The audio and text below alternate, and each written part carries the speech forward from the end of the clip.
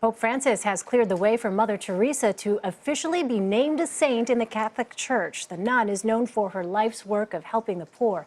She was first recognized as a candidate for sainthood shortly after her death in 1997. In 2003, the Catholic Church beatified her when Pope John Paul II recognized a first miracle she performed. Now Pope Francis is attributing a second miracle to Teresa. So joining us now to talk more about Mother Teresa's sainthood and her miracles is Notre Dame Theology Professor Candida Moss. It's been a while since we've seen you, so welcome back. Thank you. So let's talk about this. I think a lot of people might not know what the process is to become a saint. So how does one become a saint?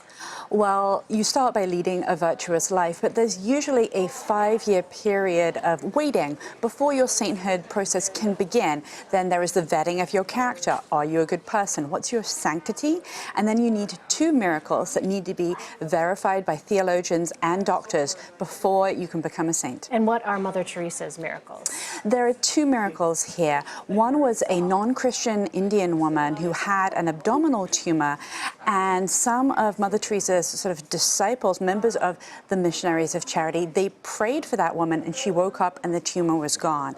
And now we have a second miracle that has just been verified of a Brazilian man who had brain fluid. He was going to go into surgery to remove the fluid, but his wife was praying at a nearby parish to Mother Teresa and he woke up and he was fine. So those are the miracles. Can we talk a little bit about her life and the virtuous life she led?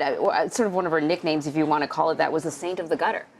Yeah, that's right. That's because Mother Teresa had this voice telling her to go to the poor. And so she went to the streets of Calcutta and she founded the Missionaries of Charity. And she's known for devoting her life to the poor, the sick, and the dying. It's interesting because we're talking off camera about this, but in the Roman Catholic Church, there is this process, the canonization process, but her situation is a little bit different. What makes things different about Mother Teresa's sainthood? Well, her process has been sped up. It's been said that the Catholic Church thinks in centuries. And so a mere 2 years after she died, John Paul II said he was initiating the cause and the process of canonization for her. But she's not without controversy, though, which is sort of a weird thing to say, a saint controversy. You don't expect those 2 words in the same sentence. That's right. She's not without controversy. On the one hand, some people are saying that some of the money she raised didn't actually go to the poor. And then there's this other aspect of her in that her journals reveal that she had these crashing, agonizing doubts about God.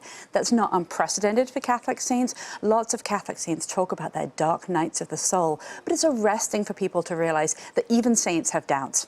Yeah, but in a way, doesn't that make her somewhat more accessible for Roman Catholics who think, okay, well, you know, I could never be as good a person as Mother Teresa, but even she struggled with her faith. That's exactly right. For people today who have their own doubts about God, knowing that someone like Mother Teresa walked that path with them, that's tremendously reassuring. So what happens moving forward now? When will she officially become a saint?